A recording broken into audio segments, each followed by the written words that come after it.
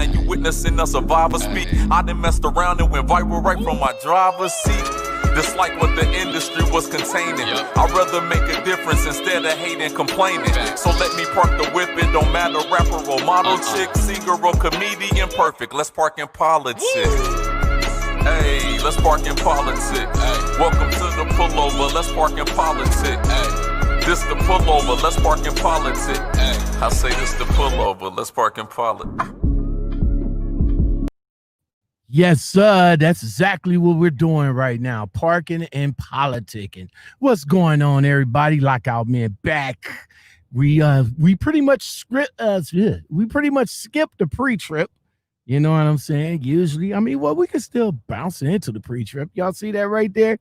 Ain't nobody in here yet, but still, we will go ahead and jump into a little bit of something while we're waiting for the L.O.M community to come on in, and we're waiting for YouTube to do the damn thing. So when you guys come up in the building, make sure that you guys hit that like button. You know what I'm saying? Make sure you hit that like button, because that like button is important. It helps the channel. That's what it does. Amari Beasley, what's going on? I see you. You the first person in the building. I appreciate you. That's what we do. So check it out, man. What's going on with you, bro? I'm good, big homie. How you doing? Man, I can't call it right now, man. Just over here chilling up here in Illinois right quick, man. Just got finished pulling up in my little hideaway spot over here in this it's not abandoned, but it's like an empty shopping center that technically we're not supposed to be parking here, but we do. Right. Well, you definitely don't want to get a spot away because you don't want too many people filling it up. You know what I mean? And that's how we get kicked out of spots. Man, it's terrible when one driver, like, I got a spot where when I go home, I asked the owner of the store, I said, hey, can I park up here? I live around the corner, yada, yada, yada. He says, okay to me. And then all of a sudden I come back at the end of the weekend. It's like 3 other trucks over there. And then he'll come over to me like, yo, did you bring these guys over here? Did you tell them they could park? I'm like, no, I'm not trying to mess up my blessings, bro. Right. I'm not trying to mess up the blessings, man. You over here say, brother, man, can hang out. He could park his truck over here. And that's what I'm going to do. Now, I don't know about these other fellas, but me, I'm cool, man. I'm cool. So we treat them spots like a shorty we kicking it with, man. We ain't really trying to let everybody come kick it. You know what I mean? But when you got a bad thing on your arm, you can't stop other guys from hollering at it. You know what I'm saying? Right. Yeah. But you gotta let them other guys. But you gotta let them other guys know that this is mine over here. You know what I'm saying? Yeah. Right. So, that's what's up, man. That's what's up. So when you head to the house, or let me see, you've been in the game for a little bit, man. So do you still drive for a company, or do you just drive for yourself? What are you? Okay, right now I'm driving for a company. Okay. Yeah, you don't have to get in. You don't have to get in. You don't have to get into it. I just need the offset of it so I can segue into the next. So when you bring your truck home with you, you know what I'm saying? Are you able to bring your truck home with you? And what spot at or near your home that you can park your truck at? Well, check this out. Mm-hmm. Since August, I just got back with a company. Before then, I was an independent contractor, and that's when I just dropped the trailer wherever I could in a you know what I'm saying, a conspicuous spot, or left it on the farm or whatever, and I would drive the truck home. You know what I'm saying? But now that I work with this company, we're not even allowed to take the trucks home. Oh okay. Right. So I'm actually burning gas going back and forth from the terminal to the crib, which is about 25 miles. Okay. You know, that's crazy. 25 miles from the. That's it crazy. is, but I understand it, and I'm gonna tell you something that's good about it. This is what's good. Each time I drop my truck off, each time we drop our truck off on the yard, that gives the shopper opportunity to look over it. Right. At least that's what the company tells me when I ask them, like, yo, can we take the trucks on, especially local companies. Like if it's a local hold on right quick. Hold on. Amari, can you hear us good? Is the audio coming in? Mic check 1 2 1 2. We sounding good over here, because Father D says sound like we messing up over here. So is that just for the audio, Father D, or is that okay. Thank you. I see you. All right, cool. No, man, for like local companies, you know, like not local companies as in going local, but like local companies that you working with, they don't want their trucks to go home with the driver. So I mean, you know, like I said, I understand. I understand, but you know, still. It's a convenience for some, but then it's an inconvenience for some as well. So with me, the positive side of not taking my truck home is I don't have to worry about the truck whatsoever. Like, man, since I've been with these guys, I've had no issues with maintenance or breakdown. Okay. You know what I'm saying? I do my little quick, you know what I'm saying, pre-trip, and I'm good. I have yet to see the oil flow. I mean, they changed the oil consistently on a regular basis. Even, you know, we got the fuel aisle in there, so we always can grab grease, you know, coolant, extra oil, de-icer, anything that we need, bro. So like for me, this is like, it's a plus for me, because the only thing I have to worry about is just making sure I get my butt here on time and leave out on time. That's it. I don't got to worry about nobody breaking into the truck because it's parked somewhere. And the outfit that I'm with, because of the commodity, we cannot, when we're loaded, we can't even stop by the crib or nothing like that. We got to keep boogieing. Damn. All right, man. Yeah. All right. So let's go ahead and jump right into it. We got a few people up in the building. We about to go ahead and start the show, y'all. All you have to do is stay a minute, just take your time. The clock is ticking, so stay. All you have to do is stay. That's right, everybody. Lockoutmen back again. What's going on? And welcome back to another episode of the Lockoutmen Podcast Show. I am your humble host, of course, Lockoutmen. And in today's episode, we have a special guest for tonight. But before we get into it, we're going to just say, yo, like, subscribe, comment, share, hit that bell and that all button, and just do the damn thing. You know what I'm saying? Just do the damn thing. All right. So tonight's guest is my man, Laz The Trucker. All right. Now listen here, man. I'm on your Instagram. I'm peeping you out, bruh. I see you swole over there, bruh. I see you swole, but you look like you're around my age, man. How old are you, man? I just turned 44, man, October the 1st. 44, so you've been in the game for 20, so you came in at 22? 24. Oh, you came in at 24?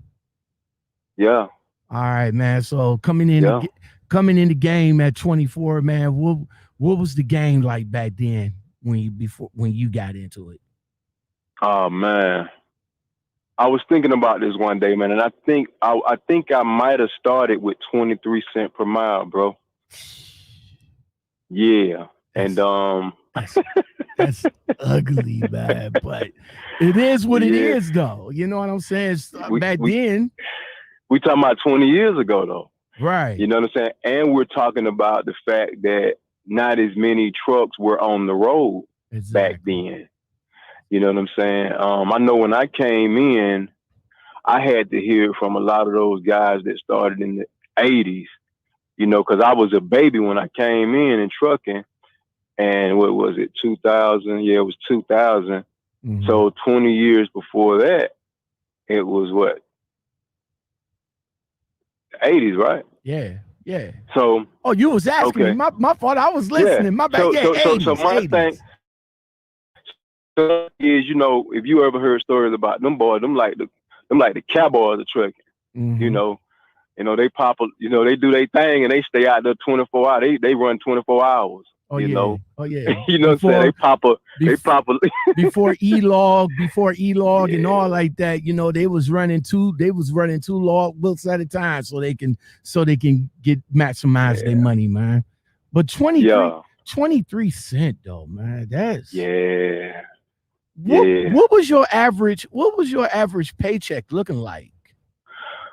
Boom. So when I first started, man, I think after taxes, I was bringing home like, man, I want to say sometime it was like 400 and something bucks. Then it started going up to like 500, 600, you know what I'm saying? Which was great for me because hell, at the time I left a job only bringing home about $200 and something every 2 weeks.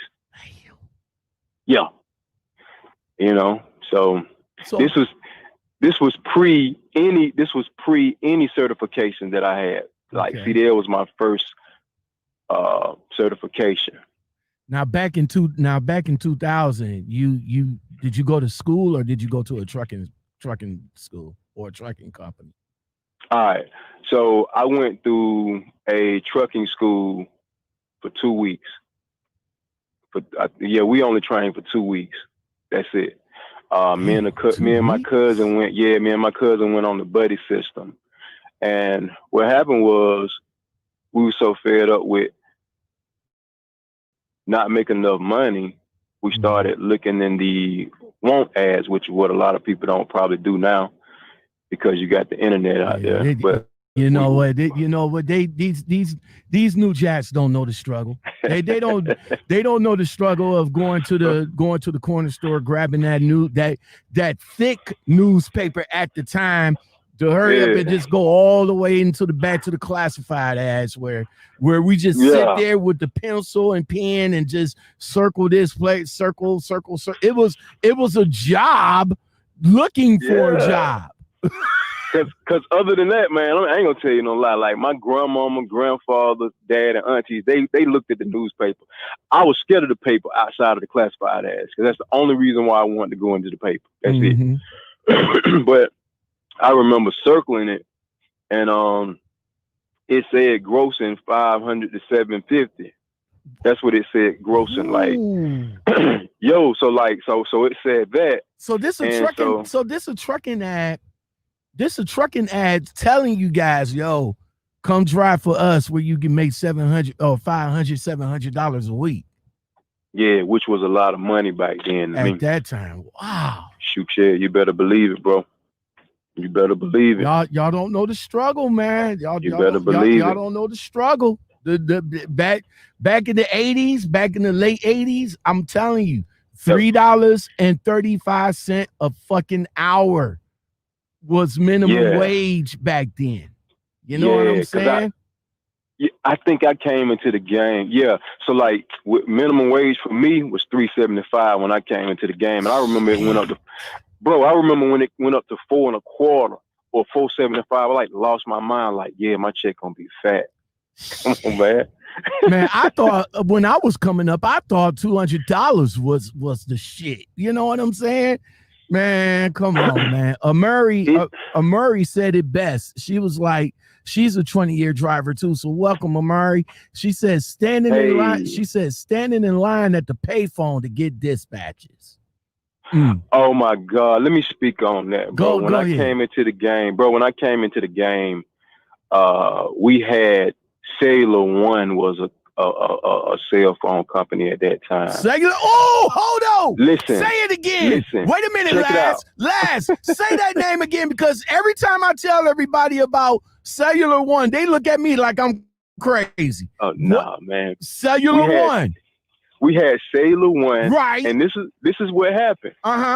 So just like Amari said, I had the payphone because when I came in with an old school instructor, Mr. Jesse Gears. Okay. Oh, so was that his name or was that his name? That was his name, bro. That was his name. That was his name. Jesse Gears. And I didn't even think of it like that because I mean I was so new.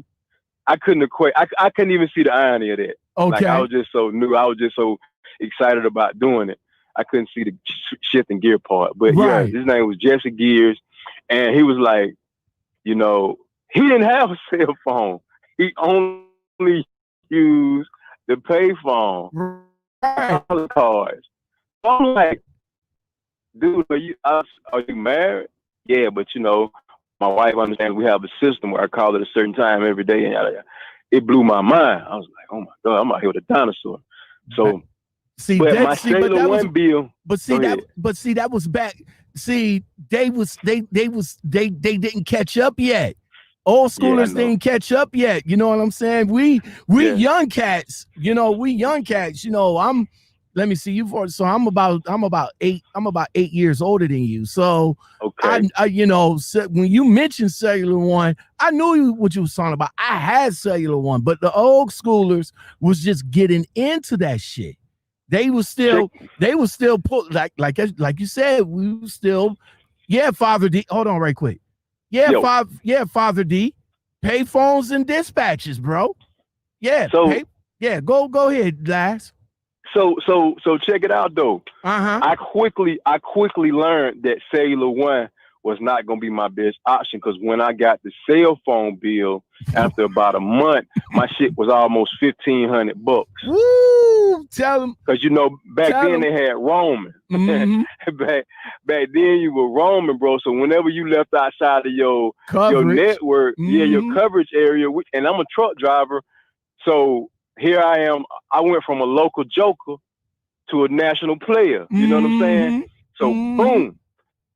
My roaming ate me up, and I remember telling my baby mama at the time, like, "Damn, I can't call you."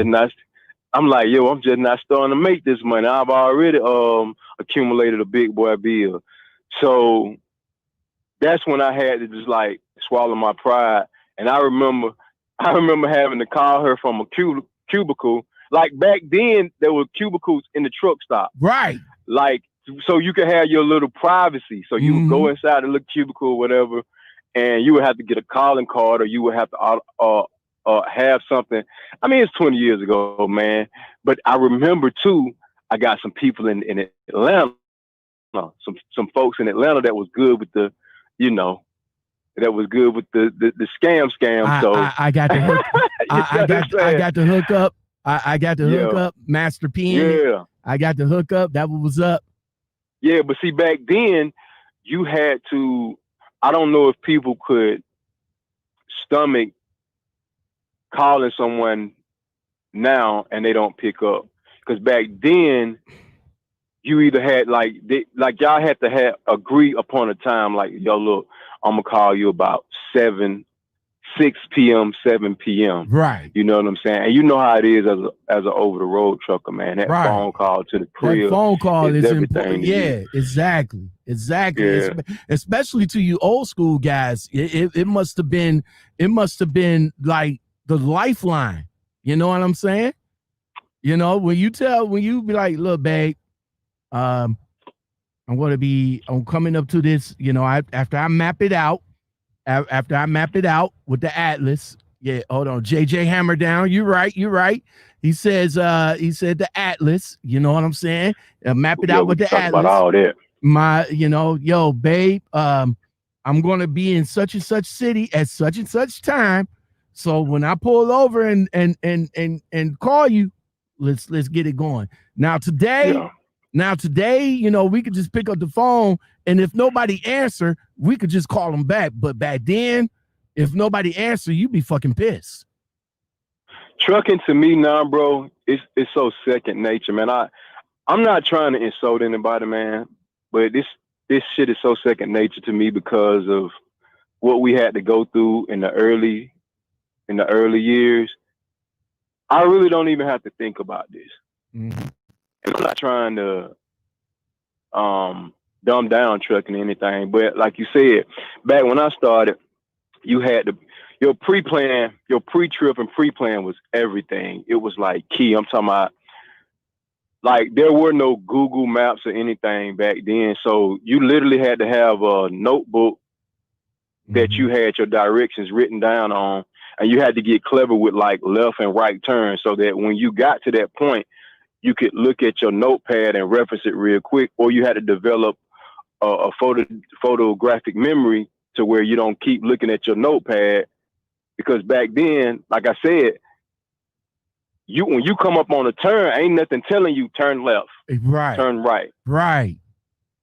And you're in a big rig, so quite naturally, you learn, like, especially when you get out there by yourself, you learn you cannot miss one turn. But you learn that through trial and error. Once you miss a turn and you end up in a subdivision. So once you do that, then you automatically start becoming more cautious and you pay attention to like more details.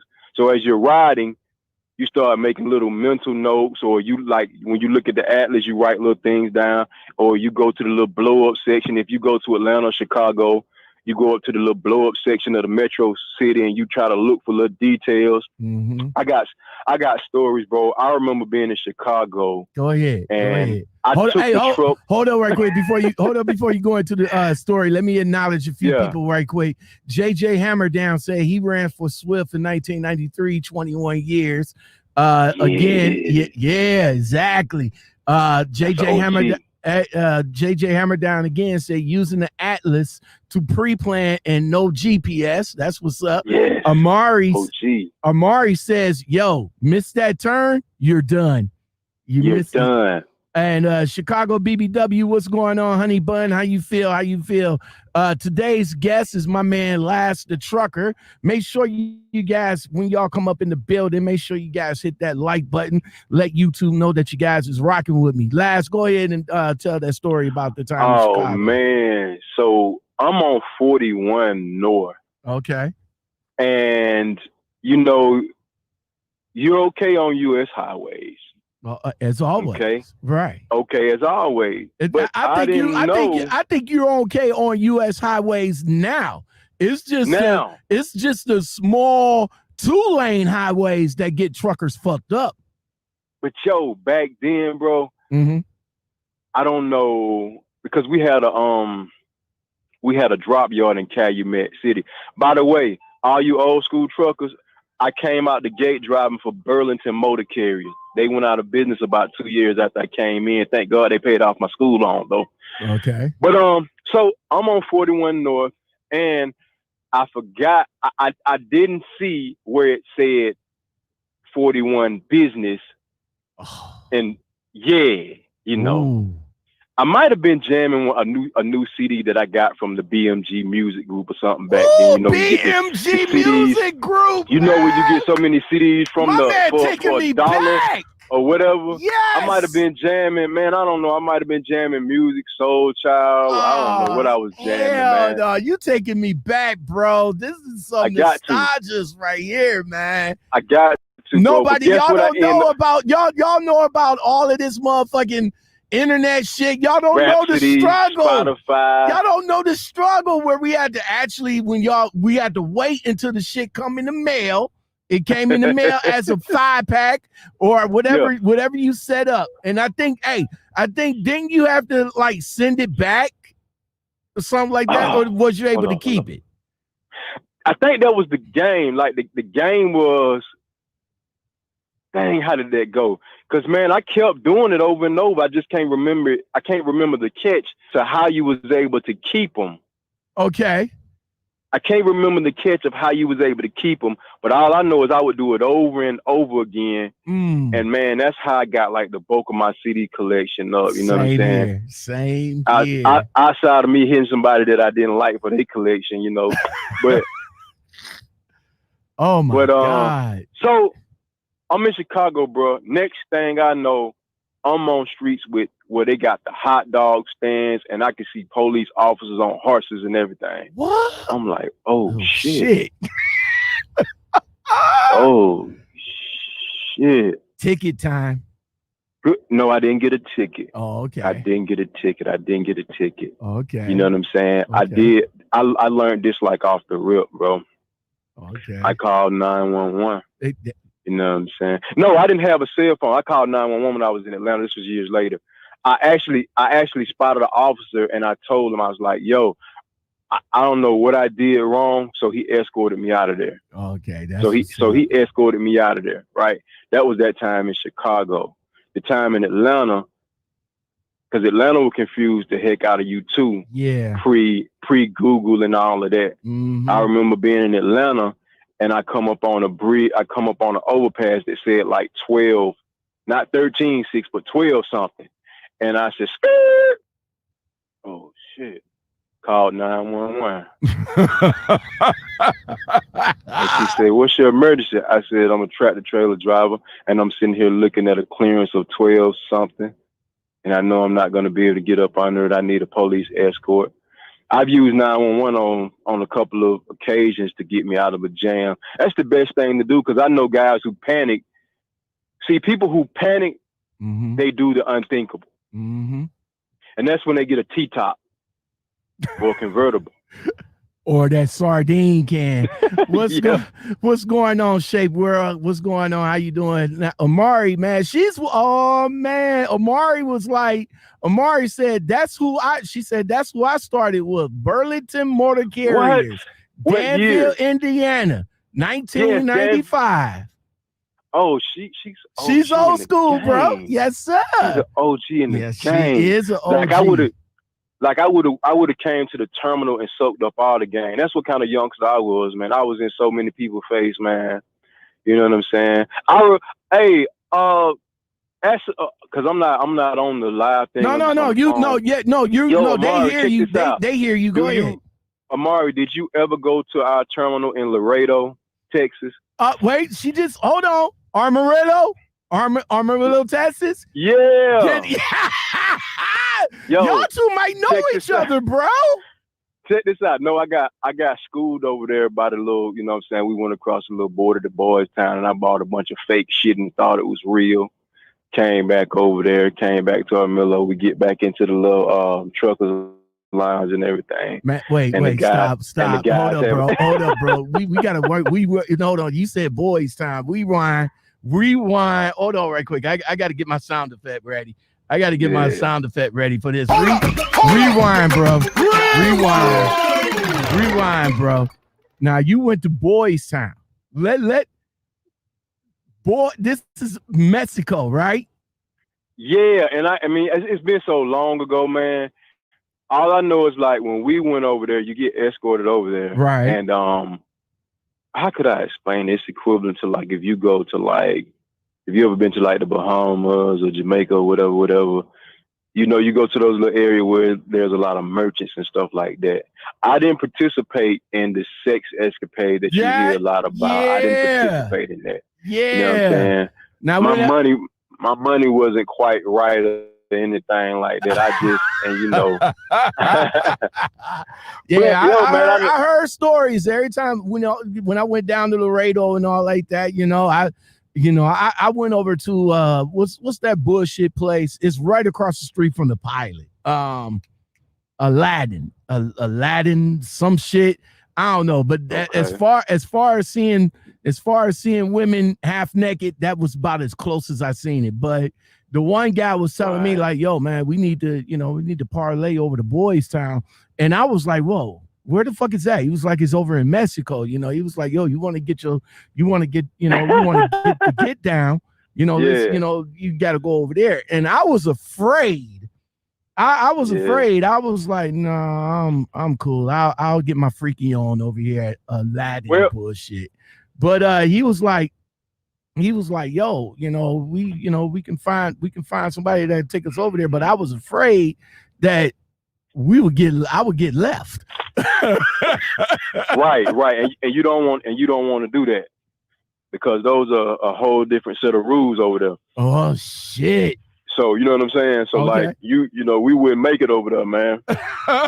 We would not make it. I almost crossed the border. I remember being over there one year, and you know, this is like I say, when I was new, my first 2 years, and I almost crossed the border right there by customs. And good thing I didn't make it past the point to where you could turn around. Okay. Because if I can remember correctly, like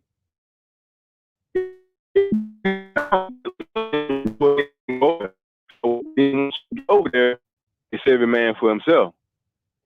Because I've heard stories that they would take your truck from you and beat your butt and all of that there. Man. You know what I'm saying? But I seen a little turn and I knew, I was like, oh, I'm in the wrong lane. Because I was just supposed to, like, when you used to go to Laredo, right? Mm-hmm.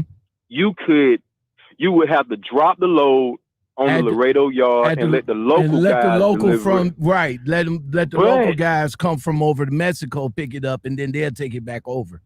Right, but there was a little spot, there was a little hub that we can go to, and we would actually deliver it in this little busy little hub or whatever. So when the dispatcher asked me would I deliver, like, cool, because a lot of time when you get to Laredo, your ass gonna sit for a day or two anyway. Exactly. So like, you know what I mean? And I remember all that, we still do that now. Well, at least when I was with U.S. Express, so I'm not even sure if U.S. Express still got they Laredo terminal. I heard through the grapevine that they got rid of it, but yeah, when we get down to Laredo, we will be down there for like, you know, for a 34. You know what I'm saying? And we gotta figure out what to do. You know what I'm saying? So see, back then, if I had, you know what I'm saying, if I had my money like I got it now, I got something in the bank, I wouldn't mind sitting for a couple of days. But that's back then when I'm still trying to pay off bills from 3 years ago. Exactly. I don't want to sit 2 days. Exactly. You know, man. I came in trucking on a mission. But go ahead, bro. Father D says, he said, dude, I ended up at the Sears Tower messing around with Google Maps about 10 years ago. Man, I'm telling you, you know what I'm saying? It being the truck, you can't fuck with Google Maps while you're a truck driver, man. You can only use Google Maps as a tool. Like on the highway, that's when you use Google Maps. But like when you're off, hopefully you have a good Ram McNally. But we talking about 20 years ago where these truck where GPS was coming into the fray. You know what I'm saying? Right. We was, you know, you guys literally still had to sit down and map it out with Ram McNally Atlas, man. How was that, you know, like doing that? That was an intricate part of your pre-trip, right? Sitting down and mapping it out throughout the day. How would you back then? How would you map out your day, bro? Okay, so what would happen is they would give you your loads, and they would also give you what they call a route. Okay, so let's say you had to go to St. Louis, they would give you your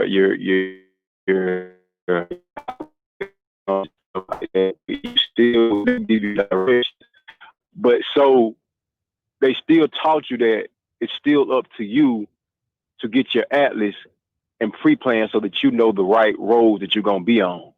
Not only that, we was also taught to write down an alternate route or to have an alternate route in mind in case snowstorm, traffic jam, or whatever like that. So I would get the directions, I would read them thoroughly, and then I would go, if I'm going to St. Louis, the first thing I would do is I would look at the big United States map with all just the interstate interchanges on it. Right. And that's how I would get all my big roads. Okay. So once I got my big roads down pat, what a lot of people didn't realize was each state I went through, I would also go to each state and look at the big roads and where they interchanged with, whatever. So if I'm coming out of Georgia, I would look at Georgia, Tennessee, Kentucky. You know what I'm saying? I would break down each one so that I would know, like if I'm going to Atlanta, I would know. And then of course back then you had to bypass the city, so you would also have to go to the bridge laws. You would also have to go through the you had the bridge section you would look at. You had the low clearance section you would look at. You had the restricted routes that you had to look at like 3 or 4 different damn things in the atlas, man. You don't remember that? Man, I wasn't in the game back then, bro. Okay, so boom. I came in the game 6 years ago. So I came in it. I came in it when GPS was already etched in today's society. I came in it when e-laws was already etched in today's society. So, right. But my pre-trip persisted of getting up in the morning, making sure that my, open up my hood, check out my engine, go around the truck, check my tires, check my airlines, check my brakes and everything like that. Then come back up to the front. And then what I would do is, I brought an atlas because the trainer that I was with didn't have a fucking atlas. And he had a fucked up GPS too. So, but what I did, I brought me a Ram McNally 730. Rest in peace. Because I just brought me the new 750 not too long ago. But I had that, and on the 730, it had the map that was in the book in the GPS. You see what I'm saying?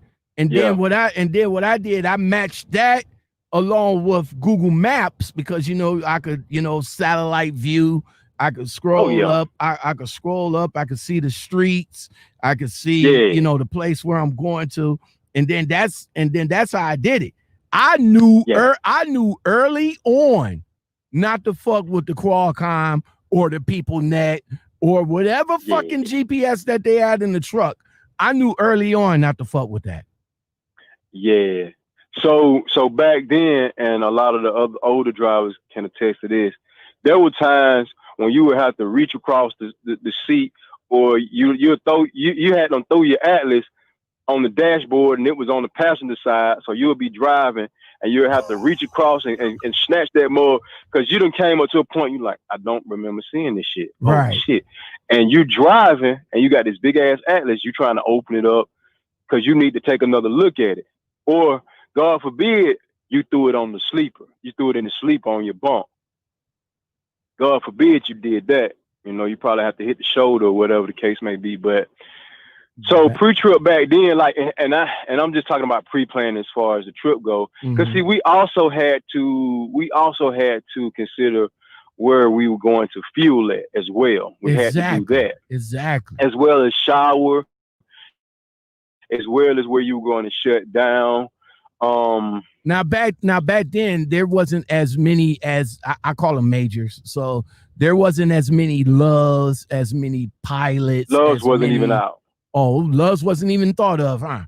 Nah, and I don't even think Pilot was out then. It was just TA Petro that I can remember. And I remember Hess, HESS. I think Hess had a few of them. There were some mom and pops. You know what I'm saying? The tricky part for me was when you go up that damn East Coast. Like, I had to learn, like, going up the East Coast, man, you had to get in where you fit in, man. I've had many nights where I struggled going across the East Coast, man. Like on just in Pennsylvania. Like when I it's a good thing that I was young back then because I didn't get I'm an older dude now. You know what I'm saying? So I ain't gonna even lie. I'm gonna be all the way transparent with y'all. I cannot pull off what I pulled off back then as a 24-year-old because I didn't get sleepy. Back then, I can hang out all day with my family and leave Georgia and go straight to New York and hadn't slept at all. I I couldn't do that at all. You know what I'm saying? Today, I would have to make sure I get me a good 6-8 hours sleep before I book up that road. You know what I'm saying? We got to now, man, because I remember when I was just, when I was just driving up to New York, I used to go up to New York when I had my store. I had a couple of stores in Cleveland, and I would make the trip to New York. Like I would leave Friday night. And I would drive the straight 8 to 9 hours to New York in the morning, man. That Saturday morning. I would go get maybe about an hour hour and a half of sleep. Then I go down in the garment district, buy up all my clothes and all like that. And then by 12 o'clock, I'll be done. And then I get back on the road, heading back to Cleveland. All right, hold on right quick Amari says, all right, so back in Laredo, she says they will pick you up and there will be a van of truckers, and they will pick up a van of truckers and then they'll bring them back from Boys Town. Trucker John says, what's up? She says Burlington will make you use a ruler to do the straight line and the routes yourself. She also said that you have to know, she said you had to know them laws. She said the back of the map was your best friend. Father D says most companies used to hand out atlases for free. Amari said, that was the cheap atlas though. That wasn't the one with the ring binder, because you wanted the ring binder so you could flip through. Exactly. But they would hand you they would hand you the like glue binding one. Mm-hmm. Where after a couple of uses, it ain't no good. You got pages everywhere. You're like, oh shit, where text is at? She says, Amari come back and says, she said back in the day you had Burlington, Snyder, JB Hunt, and all other trucking companies came a year later. 10 years later. And Father D says, he said he worked for Yellow Freight. We just had a destination route. So, Amari said, do you remember 76? 76 truck stop? Yeah. I've seen a couple of those. Yep. Man, I came up, like I said, Jesse Gears, man. I tried to look him up on social media. I couldn't find him, but man, I love that dude as my trainer because, he was such a diligent teacher. Just the way he broke stuff down to me. Mm-hmm. You know what I'm saying? And he met me right, because I was a young black kid. He's an older white guy. Mm-hmm. So there was like a culture difference. But it was still, a respect thing. Right, it was a respect thing, because I was brought up to respect people. You know what I'm saying? Mm-hmm. I was brought up to respect people. But just like his ability to make sure I comprehend the information. Mm-hmm. You know what I'm saying? To make sure that he could deliver it to me. Because I mean, when you're a newbie, man. I mean, you don't know nothing about trucking. Right. You know what I'm saying? So these guys literally have to like take on you as their kid, in a sense, because that's what he kind of did. You know what I'm saying? So what was well, let me, I got a 2-part question. So I think I ask it in stages. So, or in reverse stage. So what was the trucking culture like back then between black drivers and the white drivers? Was there racism back in the day like it is now? Okay. I think that it's always been predominantly a Caucasian industry at that particular time. It was predominantly white when I came into it. Mm-hmm. And the black guys that I seen were older black guys. There were not many young black guys. But because of the schools that started popping up everywhere, that's when the influx started to come. Mm-hmm. Now you started to see more more younger black males in the 20s, 30s. And that's when I started to see, I even seen some black females at that time too. Mm-hmm. But now, females in general, black females and white females, they getting it in. And I love it. I love that shit, bro. Like my wife be talking about, I can't drive no truck. And like that may be what we do as we retire. And I tell her, I say, babe, I see 60-year-old older women out here driving, mm-hmm. black and white, 60 years. Like they probably retired from a job or raised all their kids. And they just like, look, this is where I'm going to make the rest of my money so I can go on vacation whenever I want. Right. So I was like, don't say you can't do it. I even tell a lot of young sisters, I was like, if you can get somebody to keep your kids and you can just pay them, come out here and get this check up. Okay. You know what I'm saying? Okay. You know, because I just trying to get them an alternative way to like, so that they won't have to do all that struggling and have to depend on men or whatnot. You know what I'm saying? But the climate back then was predominantly Caucasian, and on the radio,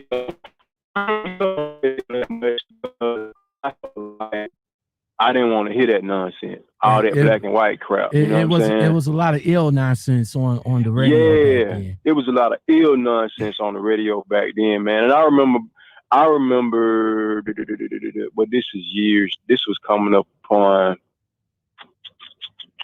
This might have been. It had to be pre-Obama. Okay. Okay. I guess it was George Bush era. Got to be the George Bush area. Had to be the George Bush area. I want to think it was when did Jesse Jackson try running? Jesse Jackson ran for president? I think he tried running, bro. But I remember, yeah, he did run. I remember hearing rhetoric back and forth on the radio, and it got racist. Or it got, I call it preference too. Because like I tell people, sometimes we confuse racist with preference. Okay. Like for instance. Break it down for us. For me, it's my preference to date within my own race. Okay. Because I just feel more comfortable doing that. But I don't knock anybody else that date outside their race. Okay. It's just my preference. Like I have a preference not to drink after nobody. You know what I'm saying? That don't mean I think that they nasty or anything. That's just my preference. Okay. So when some guys are being pro-white, mm-hmm. that's not being racist. That's just that, hey, this is what I know. This is what I cater to. Same thing with black. And this is the picture I like to paint with blacks. What if white people start saying white power? You know what I'm saying? Or white money. You know what I'm saying? Mm. Or shop with whites only. You know what I'm saying? Mm. I get it, but at the end of the day, let's just be mindful that we don't want to be the same thing that we've always accused them of being. Okay. So anyway, the rhetoric on the radio was like talking about the presidents and who they felt like was more qualified, and black and whites were going back and forth. And then they started talking about the fact that they kind of started making it seem like blacks were not that smart or intelligent. And I said, hey, wait a minute. All of us are fucking truck drivers. So you mean to tell me you got white truck drivers out here and you got black truck drivers out here? Everybody got to go down to the DMV, take that same qualification, take the same test, get with a company, pass the training school. So how the fuck is somebody smarter than somebody? Mm-hmm. Apparently some of us are failed doctors, failed teachers, failed whatever, and we chose to come out here and do trucking as another means of occupation, right? Exactly. So they just kind of like shut them down. Because the last thing I'm gonna allow you to do is paint the picture that we're dumb. Mm. And you're driving a truck, we're driving a truck. So we're all human beings at the end of the day. I hate to say that. I hate to say this, but the same shit that you guys went through back in the day is, you know, dealing with the CB and the CB rhetoric and all like that is the same shit that we going through right now. I don't turn it on unless I have to. Right. Same here. It's same here. A lot of people get mad. A lot of people get mad at me like, yo, you only turn it on when there's a traffic jam. Yeah, because I don't want to sit there all day listening to that shit. You know what I'm saying? And you know what? See, at my age, I got the best of both worlds because I was brought in under the tutelage of the old school driver, but yet I actually came up and seen technology transition. So check this out. A lot of older people, man, they so stuck in their ways. If you set your Google Map will tell you when traffic jam coming up, like way before you get to it. Exactly. So guess what? I rarely sit in traffic jams because I bypass them. Mm-hmm. But everybody else got their radio on, so now they gonna sit there for an hour complaining. Man, I don't went around. I don't went 20 miles out the way, but I'm rolling. I'm going through the city lights and everything, but I'm rolling. So y'all sitting back there on the interstate, they're talking shit. But you had to, out each other. But you had to be careful, bruh. You had to be again. You're gonna have to be careful with that Google Map shit, man. Okay, here's the thing. I'm gonna enlighten y'all. Mm-hmm. All right, so in my 20 years, here's what makes me more. This is why I'm fearless when it comes to taking the truck in different places. I did agriculture. In agriculture, we do a lot of farming, so we have to take a lot of back roads that they tell trucks not to go down. Right. So when I did agriculture, that taught me that just because there's a damn no trucking sign, don't mean we ain't supposed to be on it. I'm not telling people to get on those roads. I'm just telling you why I'm fearless when it comes to certain things, because I can tell by basically if there's a cotton field, peanut field, any type of field, I know the agriculture. I know ag runs through there. You know what I'm saying? Okay. So check this out. I did van line. I did van line too, where they move military people or relocate families and people's stuff all over the United States. So when I did that, we would have the tractor trailer in subdivisions that you could not imagine. So when it comes to me taking the tractor trailer in different areas, as long as I can see the bird's eye view of it, I can get an idea whether or not I can be in there. So I work with so many different companies and haul so many different commodities that I would be in places that a lot of OTR people would not be in. So you're right. You do have to be careful with using Google Maps. But if you understand, like, if you've been around long enough and you've been in certain circumstances or situations where you realize that certain districts, there are certain commodities that come in and out of those districts, you already know that a 53 or a 48 can go in there. It's just that they gotta put no through trucks on some of those streets because they don't want just everything coming through there. Gotcha. Amari said she says you don't have people on CB now like that, like not like it used to be. Man, yeah. So 20 years in the game, man. What made you get into it? I've read, you sent me your background. What made you get into this game? Paycheck. I tell you exactly what happened.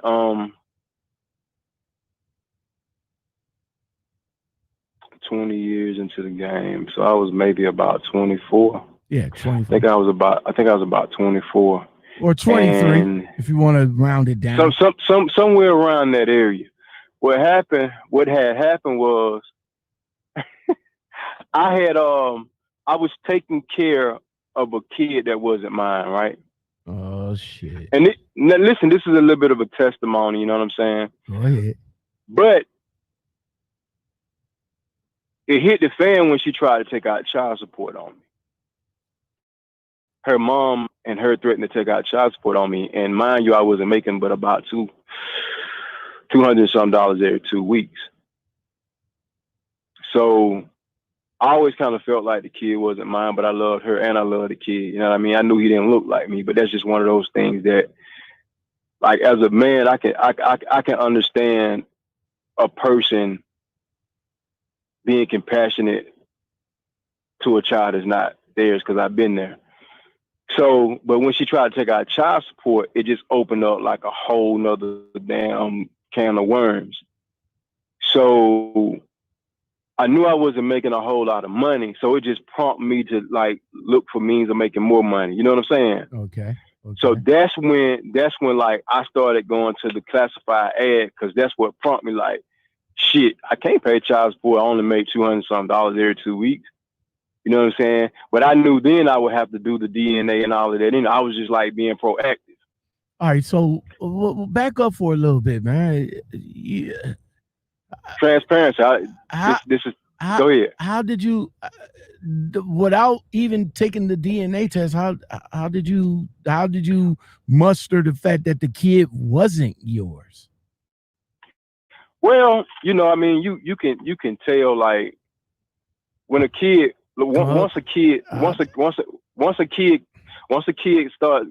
get about one, you know what I'm saying, you can start seeing the features, and the grandmother and mother can see them like even earlier than that. You know what I'm saying? At that time in my life, I was just so happy about the thought of having a son. You see what I'm saying? And the chick I was with, this is just reality for all guys or all young men. Mama's baby, papa's maybe. Like, so many guys are gonna go through that if they're not actually sure. You see what I'm saying? Like, the only way you can know is if you do a DNA test or if that baby looks spot on like you. Right, because I mean, you know, I guess I watch a lot of Maury. Females come on there and be like, yo, look at the nose, look at the eyes. Yeah. And then after the DNA test, be like, you are not the father. Yeah, so a baby can resemble you. And also, man, I've heard people say you can feed a child long enough, yada, yada, yada. But not only that, man, like, mentally, you can be coached into thinking something that is not, just based on the environment, who's feeding you the information, or whatever the case may be. But anyway, for my situation, even when I took the DNA, I still took care of him. You see what I'm saying? Because I looked at it like this.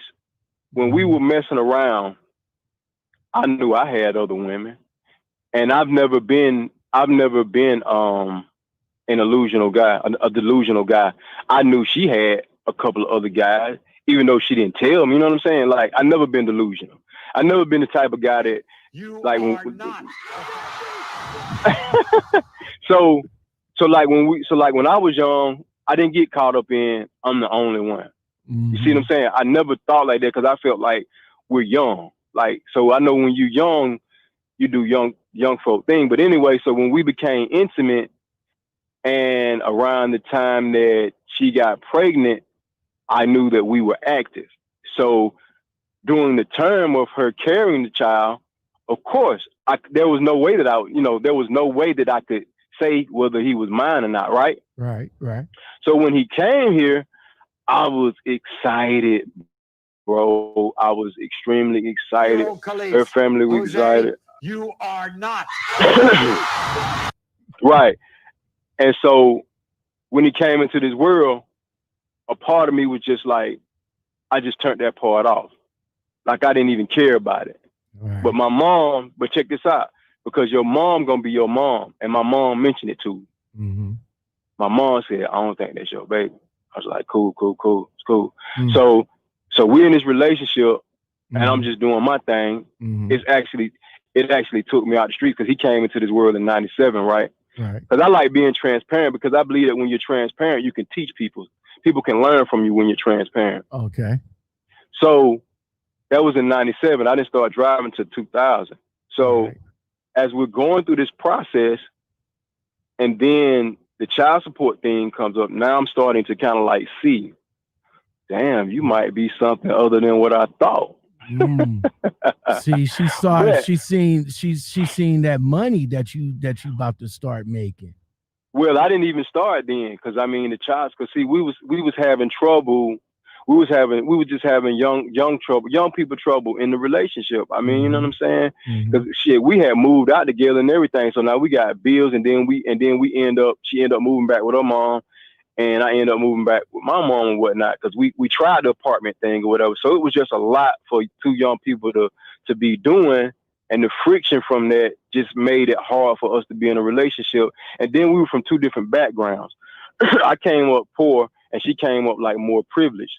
But anyway, so as we was just trying to do the co-parenting thing, like what was it, like 98, 99, and the mention of child support came up, I was like, damn, I got to make more money. They finna try to take child support from me. So that's when I looked into making more money. So that's how that even came about initially. So whose idea? Well, I guess if you had to start taking child support, you had to go down to family services to get the DNA anyway. Right. So during this time they sent like child services or whatever you call it, child support, whatever. They actually sent me a letter saying that, hey, boom, boom, boom, somebody's about to take child support out on you. So here's a DNA request or whatever. So once we took that, we knew then what the answer was. You know what I'm saying? We knew exactly then. And then, you know, we went on from there. How did she when you found out that you married her, how did she take it? Listen, I'm a real OG, man. No disrespect to no women. This is what I teach my young men. All women are gonna do that lying shit, bro. All women are gonna make sure they got all their I's dotted and all their T's crossed. Like if you don't find out, they ain't gonna tell you. You know what I'm saying? So she still tried to make it seem like it wasn't true. I'm like, damn, this shit say 99.9. What the hell you mean? You know what I'm saying? Like I learned a valuable lesson. You know what I'm saying? I learned a valuable lesson about women through that situation. You know, like she knew who the father was the whole time, but she just knew that wasn't no good. You feel me? Wow, man. You feel me? And I feel like this, bro, and I ain't trying to make this whole segment about that, but you have to be like, when you're dealing with, no disrespect to women, but a lot of times they want to protect their innocence. Like they don't want you to know that they flawed in that area. I mean, they'll cover that up. You know what I'm saying? If it never comes out, it's cool with them. They love it. They ain't gonna never tell you until maybe one day you know you go to that hospital for whatever reason, and that blood blood type is different from what your blood type is, and that's when you find out the hard way, like, whoa. Yeah. So we had to deal with that. So I told her, I was like, yo, look, you got to, I don't know if you know or not, which I knew. I felt like she knew, you know what I'm saying? Because you got little birds in the street singing anyway. Because I heard that, like, when she was pregnant, you know, the streets gonna always talk. You know what I mean? I was always the type of guy where I always marched to my own tune. So nothing that anybody said about me could break me. I always been, you know, just built tough like that. That's what's up, man. So anyway, I told her, like, look, this is bigger than you protecting your mistake. What if he needs blood transfusion? Yeah, like he needs to know who his biological father is. So make a long story short, we got all that shit squared away. And now all of us, we got on a page so where we can communicate. Listen, these are human errors, man. Humans make mistakes. We got to remember that. That's why I say I like being transparent. That don't make me a sucker duck, man. I'm actually a stronger dude for going through that. And I end up coming, and guess what? We end up having a biological child together. We have a biological son together. That's what Kamari is. I think Kamari is 6 years younger than Deontay. Okay. So we actually have a biological child together. You know what I mean? Okay.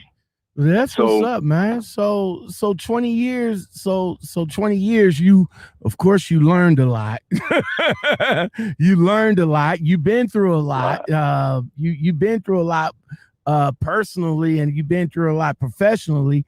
Now, now where you at, I'm seeing your Instagram, you got multiple things going on. Did trucking set you up for the additional stuff that you got going on right now?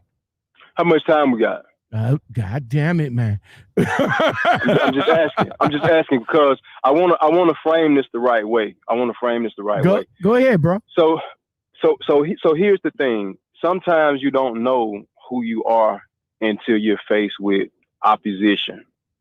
Okay. So trucking for me, it actually saved my life. It changed my financial status and all of that. It made me more of a independent person, and it opened the world up to me. But when I got in trucking, I still wasn't mature. You know what I'm saying? I still was an immature man. Mm-hmm. So I still didn't know how to separate stuff like don't drink on these days, don't drink on, you know what I'm saying? Don't do this, don't do that because your job, don't speed, yada, yada, yada, don't do this, don't do that. So when you get into trucking, you have to look at your license as, that's your livelihood. Okay. So what happened was for me, those 20 years are ups and downs, highs and lows, redemptions, reconciliations, and stuff like that. So the first thing that happened to me was I started getting a bunch of speeding tickets. Right. This is during the time you driving. This is doing my trucking. So I've held a CDL since 2000. Right. Mm-hmm. But so out of those 20 years, maybe 16 years of it is consistent trucking to where you could, like when you fill out an application, they ask you where you tested as DOT, yada, yada, yada, yada. Right. 16 years of that. 16 years worth of verifiable debt. You know what I'm saying? Right. So because I was immature, I didn't value my CDL, so I would get speeding tickets. I remember getting like a super ticket one time, and it pulled me off. It caused me to lose my driving privileges for a short period of time, right? Okay. So check this out. So during that time, you had to find other ways of taking care of, getting business and. Yeah, I'm gonna bring it all full circle because, like I said, once again, it's teaching because this may get somebody to understand how much they need to treasure their license. Mm-hmm. The first time I think it happened, I ended up working at fucking Burger King making biscuits in the morning for about 3 months. I think I ended up doing that for about like 3 months. And then I got into an accident and I had to come off of the road. I fell asleep behind the wheel. Wait, Laz, you of the car because you of your car, right? Because you just No. Track the trailer. Listen. Okay, so where did the biscuits and gravy come into play? Okay, so the biscuit came in. Let me see. I got to think about it because, like I said, this is 20 years. Right. Let me backtrack. Okay, so right, because you said that you got the super ticket that took you out, and you went to Burger King. Okay, the accident. Okay, accident. Okay, let's do this. The accident was first. Okay, so the accident was first. Okay. I was with Hogan Transport. Okay, I'm familiar with them. We were doing short deliveries, and the only thing I had to do was go to Rome. But because I was an immature person, I stayed up that night before doing my doing my thing, right? Right. So when I left, I wasn't sleepy. On my way back from Rome, Georgia, I was dozing off. Okay. So the last thing I remember is I end up rear-ending a flatbed that had a metal pipe coming off the back of the flatbed.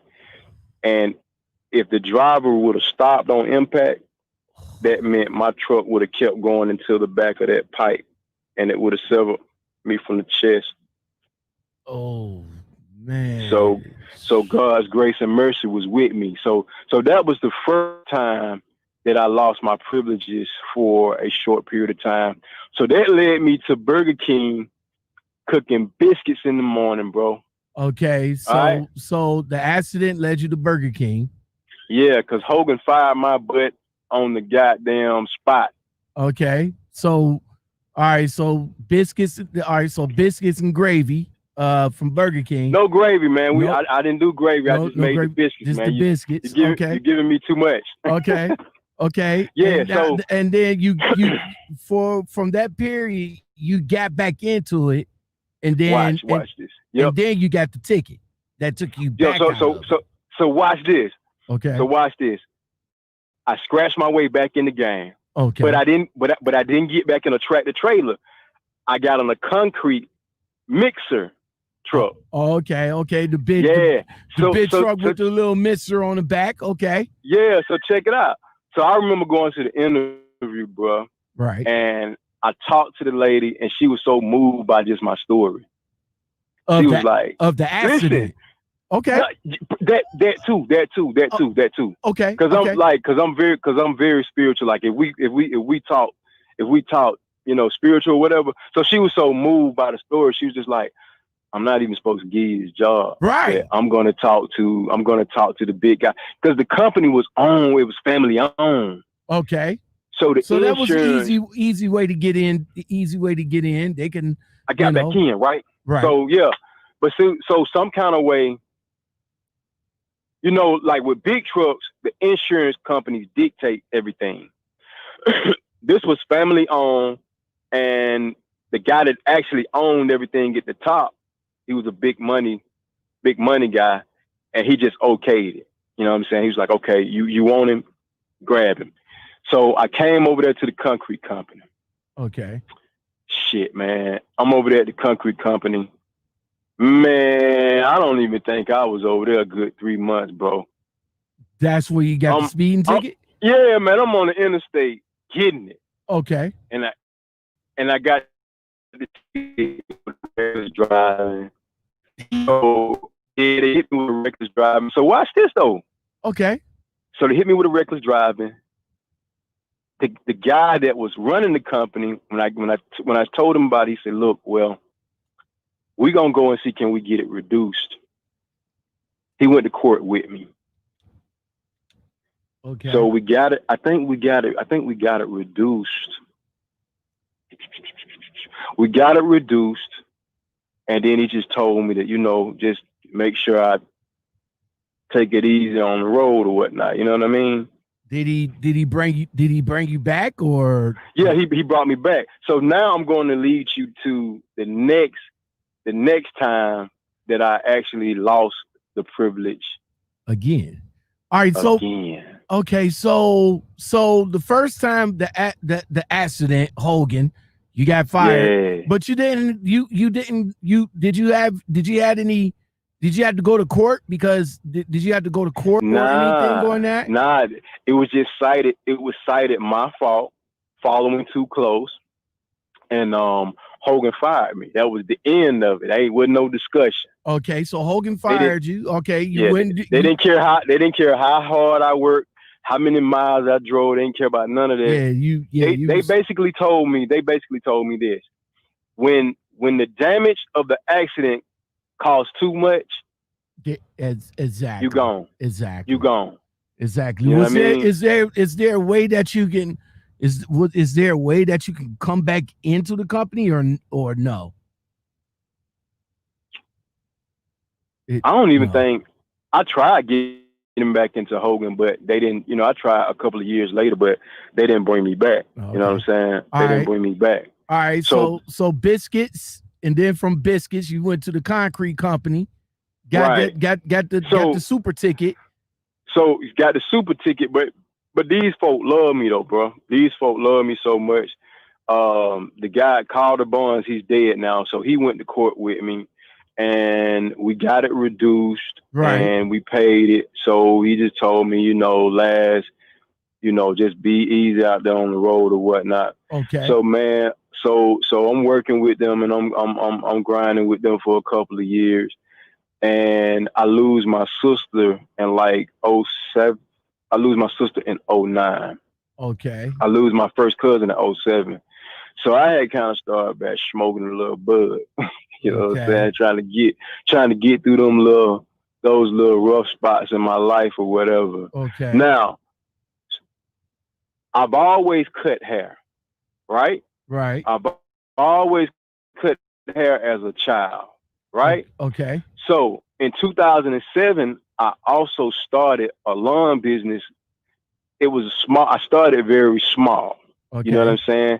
Okay. And it really stemmed from some stuff that I was doing for a church. I just started like buying equipment, and I was doing this churchyard, as you know, when I was a part of this ministry or whatever. So in 2007, I got licensed and everything for my lawn business, but I was just doing a few yards here and there. So I'm just going to tell you how the universe works. So I've always cut hair. So in 2009, when my sister passed, I remember DOT physical came up, passed it, but I went right back to smoking the bud, and then a random popped up. Smoke weed Took the every random. day. So random popped up, and I knew, man, it took 3 days for me for the results to come back, but I knew. So they called me up top. It was like, so yo, you know, your test came back with traces of THC in it. Are you aware? I'm like, yeah. And I told them, I was like, yo, look, y'all know my sister passed. It's kind of like coping mechanism. I mean, this ain't even something I do often or whatever. And so they was like, all right, this is what we're going to do. We're going to suspend you. Well, we got to suspend you for 60 days. I was like, oh, shit. Damn. That's a whole 2 months. Yeah. So they suspended me for 60 days. So fast forward to 60 days. Was you able to go back or no? Yeah, I went back, but this is the beauty. So when they suspended me, my butt enrolled in cosmetology school. I just wanted to do barbering because I was like, man, I've been cutting it. Because I already knew I failed the test. And I was already planning to make some other moves anyway. So, yep, 2009, I went on ahead and enrolled in American Professional Institute. So when I talked to the administrator, I told her I wanted to do barbering. She said, we don't have barbering, but we have cosmetology. I was like, I want to cut hair. I don't want to do hair. She said, listen. She said, baby, cosmetologists can cut hair too. The only thing they can't do is hold a razor without a guard on it. But she said, you can be a nail tech. You can do a little massage. You can do a little, what else did she explain to me? She said, of course, you could do the skin. You can do all of those different things. She said, why not have all that under your belt as opposed to just barbering? I said, run it. So I signed up for it, started going to school. And so I wasn't making no money. I had a little money put up, you know what I mean? Okay. But that forced me to go to knock on more doors to cut grass, right? Because remember, I had started my lawn company in 2007. I'm laid off. Well, not laid off, but what do you call? Suspended. Suspended for 60 days from the concrete company. Right. So you can't. I gotta go to. You couldn't go and apply for unemployment anyway because technically they still had you on the payroll. Well, how can you apply for unemployment when you fail a drug test? I've never heard of that. Well, I mean, if they would have Well, I mean, if they would have fired you, you know, I don't know how unemployment works now, but I mean, if you got, I've gotten unemployment before, but I think it has to be like, I think it has to be the terms on why you're let go. Like, just because you get fired don't mean you can get unemployment. I thought it was you when you get fired, because I got fired from a place that was technically my fault, but I still got unemployment. That's awesome. You know what I'm saying? That's awesome. But yeah, that's awesome. But fast forward from your hair stuff. So technically you're a barber. You're a barber. You own your own. You own what do you call it? Company. A lawn company. Lawn company and all like that. You still driving.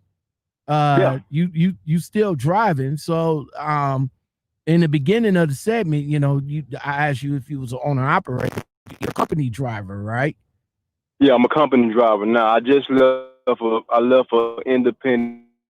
I left a contracting situation. I was in it for about maybe 3 years. And the contracting situation, it was a good situation. It's just that towards the end of it, I think the guy was kind of like, I don't know, man. I was once that fuel card, once you go to having issues with getting fuel, you kind of know. Yeah, something ain't right. Yeah, something is slowing down. You know what I'm saying? So the independent contracting part, I pretty much called my own shots. I could book my own loads, and I was just utilizing his truck. So I LLC'd it. See, a lot of what I tell people is there's more than one way to skin a cat. You know what I'm saying? I tell people never get caught up in one way. So you got trucking companies, you got guys who own trucks, you got guys who rent trucks. You know what I'm saying? You got guys who utilize trucks. You got, who people who rent them, or you got trucking companies where they broker freight. Mm-hmm.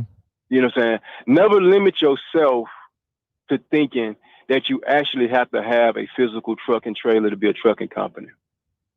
So my story is just a story. And the reason why I want to share it is because you're not limited to one thing. No one's limited to one thing. Like when I look on Instagram, I see a lot of truck drivers. They got multiple streams of income, but trucking is that one that probably opened up the door to allow them to be able to do other things because right. they were able to make $2,000 a week. You know what I'm saying? Mm-hmm. So that opens up the door for you because now you can start fixing your credit situation. You can get old bills paid off. You know what I'm saying? Right. You can put things in place that you normally couldn't put in place with a $300 check every week. Well, come on, because it's real out here, man. Some people, I know a lot of people who play the credit game. They don't got no money. They got good credit, but they really living off of credit. Mm-hmm. You know what I mean? But they income ain't worth the crap. You know what I'm saying? And to me, that's a dangerous game because in the event that something happens, you always got to pay the credit part back. Exactly. And I'm not telling people not to have good credit because that's very important. That's very important. But to live life as though you're living off of credit as opposed to your actual physical money, I think that's a little dangerous. All right.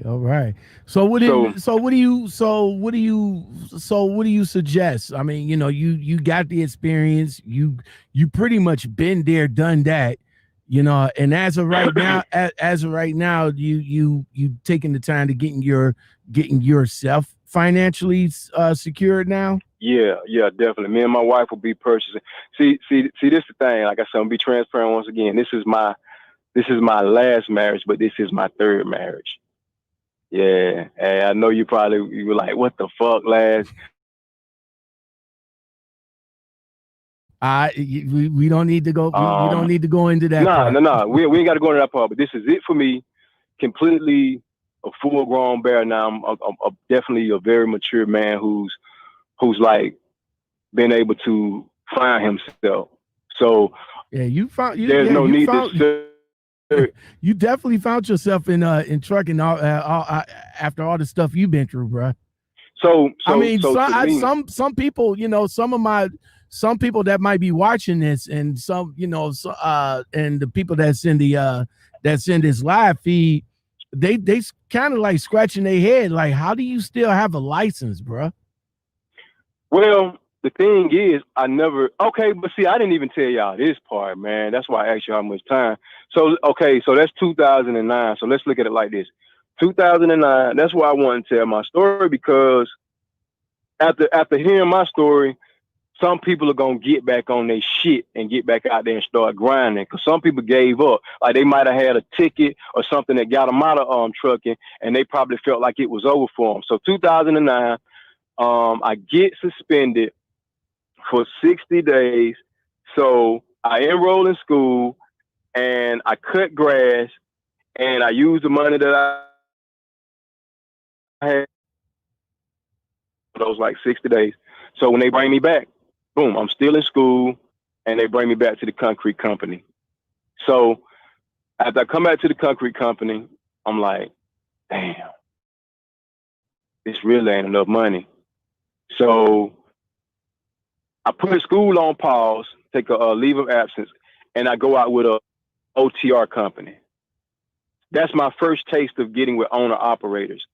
So when I got with this owner operator, he, you know, they really don't look at a lot of your mishaps. They just want to drive in the truck, which my situation wasn't too bad. I mean, I just had a super ticket and an accident years before, because the accident was in like 2003.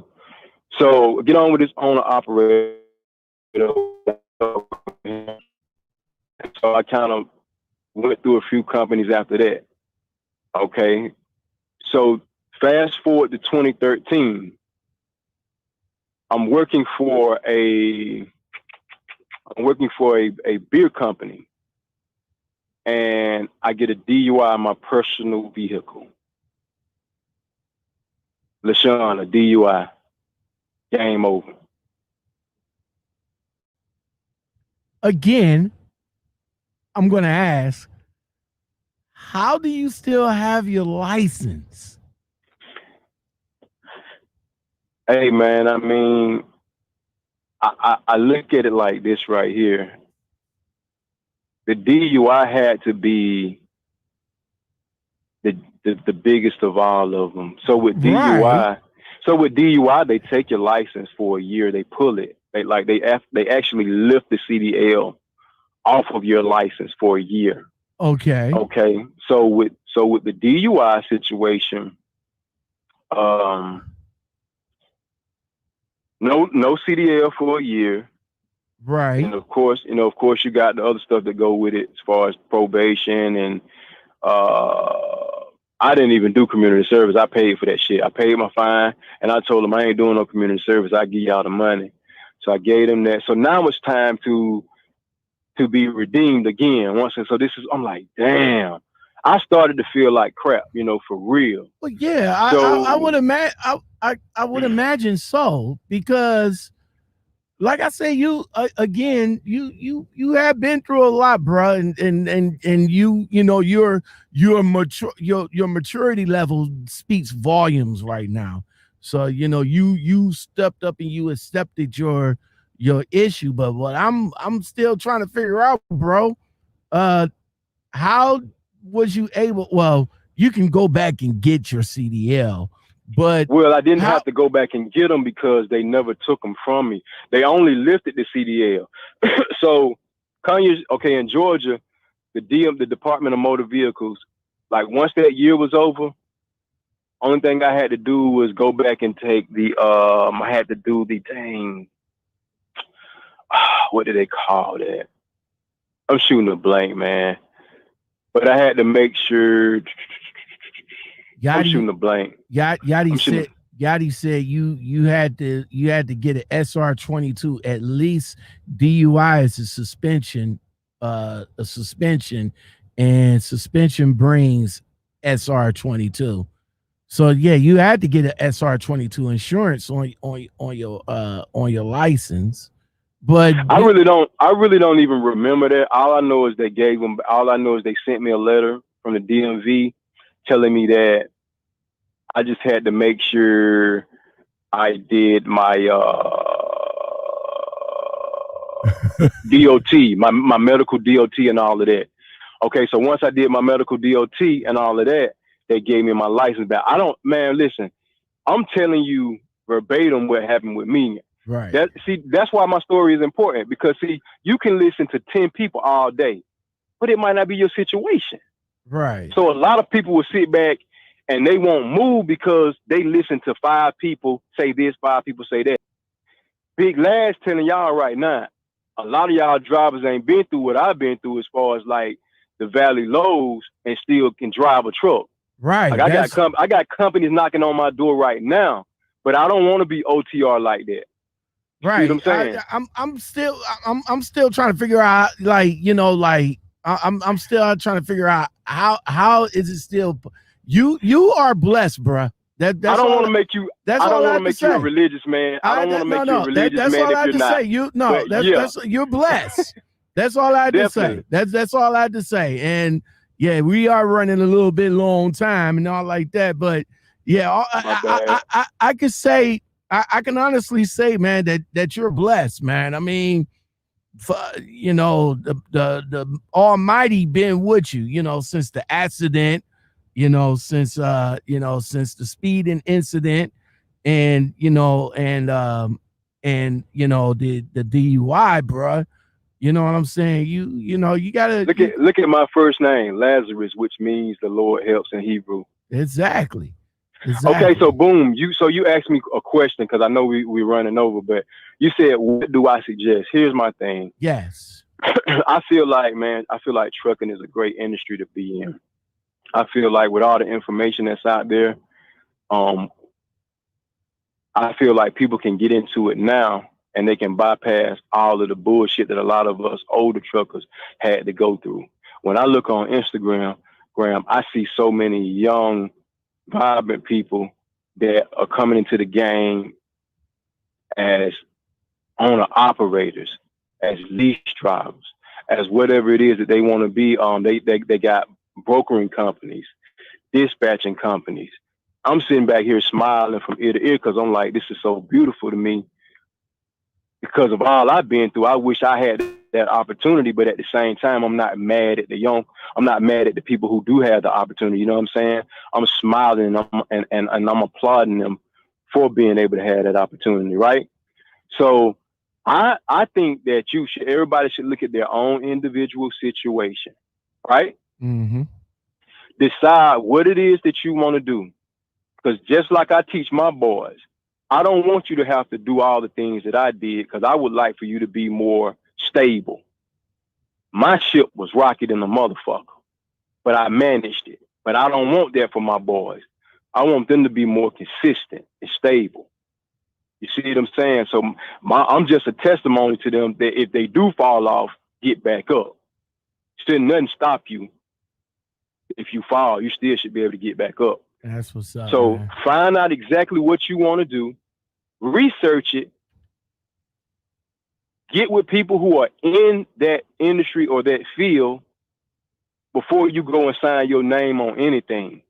Because if you notice, YouTube will teach you that you got so many people that oppose lease purchase, so many people that are for it, right? Mm-hmm. So how do you know what's the answer? You don't. You got to figure it out for yourself. Exactly.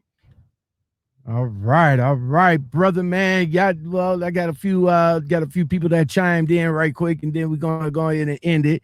Yadi says, I never heard of nothing like that. But hey, first time for everything, and I'm an owner operator with 5 trucks and 3 goosenecks in the oil refinery. But glad that God bless you, brother. Amari says your story was so close to hers. Definitely, when we get off this, make sure you go back and check out her story. Okay. And 5,000 says, understand that, brother, but DUI is mandatory SR 22, and that's U.S. law. Lazarus, everybody. Whoa, wait a minute, wrong button. There we go. Lazarus, everybody. Yo, man. That's what's up, man. I mean, just sitting here in awe of your story, man. I mean, I'm like I said, I was just wondering, how is it still possible that you got a CDL license after everything you went through? I mean, all the stuff that you went through, a person would have either stepped out of the game and just said, forget it, or they would have just had their license, taken from them. But with by the grace of God being on your side and everything, and you was able to, still connect with a few people out here to still keep you afloat, man. That's God willing. And just right there. and don't remove the fact that I'm a fighter. You know what I'm saying? Mm-hmm. Like so when I tell my story, at the end of it, I tell people, if you only see all of the negative things that come out of my story, but you forget that I'm a master cosmetologist, I still have my CDL, I'm a certified personal trainer, I own my own lawn business. I'm not rich, but I can move like I want to move. Mm-hmm. You know what I'm saying? I have freedom in certain ways that a lot of people don't have. You know what I mean? I get to dictate what I want to do. I like to drive a truck because it's part of my 5-year plan, which is coming up. 2022.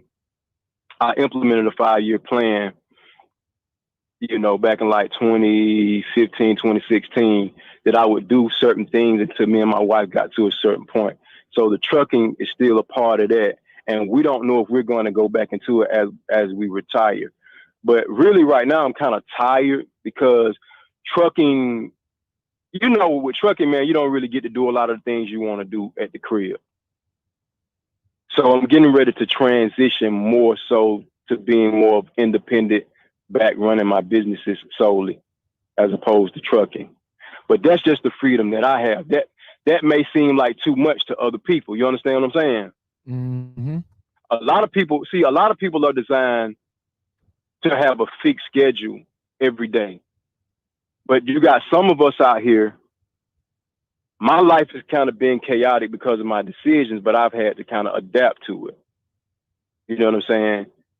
So out of all of the bad things that you heard, just don't leave out master cosmetologist, barbering, certified personal trainer, getting ready to be NASM certified.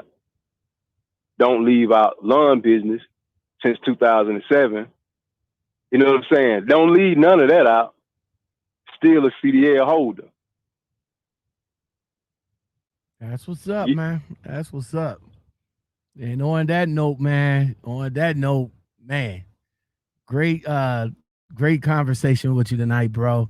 We're gonna probably have to bring this back, man. We'll do a follow-up, do a part 2 and all like that, man. But yeah, and hopefully we can focus on some intricate parts of just like trucking, because I really just wanted to get that story out there, because I just knew, I felt like this. I know that there are some people out there that probably need some redemption. They probably need to bounce back. And I think that if they hear this story, it'll light some fire behind their ass. Like, shit, I'm finna get my ass back out there too. He can do it. I know I can do it. And it might spark other people to take their license a lot more serious than I was taking it. Exactly. That's what's up. All right, brother, man. Well, you go ahead and stay safe up out here, man. Make sure you keep it in between the lines. Yes, sir, big bro. Hey, 2013 was my last mess up. It's gonna be 2021. I think I've had a nice run with no mess ups.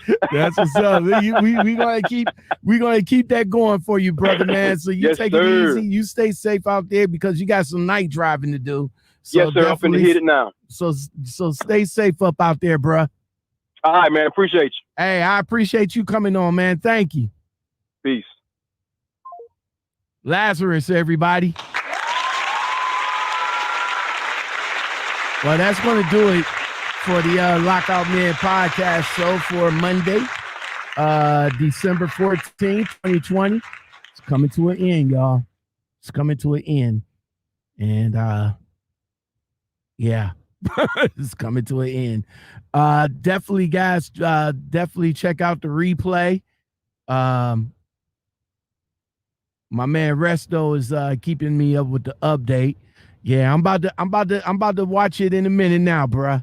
So I appreciate you guys being on here. Thank you very much. If you guys like what I do, and if you guys like the content and all like that, don't forget to like, subscribe, comment, share, hit that bell, and when you step up in the building on the replay, make sure you hit that like button. Special shout out to my special guest Lazarus for coming in tonight and telling his story. That's what a wild ride that was. That was a wild one. So I appreciate him coming up here telling his story. Until tomorrow, I will have another guest. I don't know who it's going to be, but come back tomorrow and find out anyway. Who's it going to be? Lockout. Who's it going to be? Y'all, the only way to find out is you come back tomorrow. You guys take it easy. Y'all have a blessed day. Peace. Cause baby, once I'm gone, I ain't coming back. And you gon' have to settle with another man. But when you realize, don't be running back. Ain't no sunshine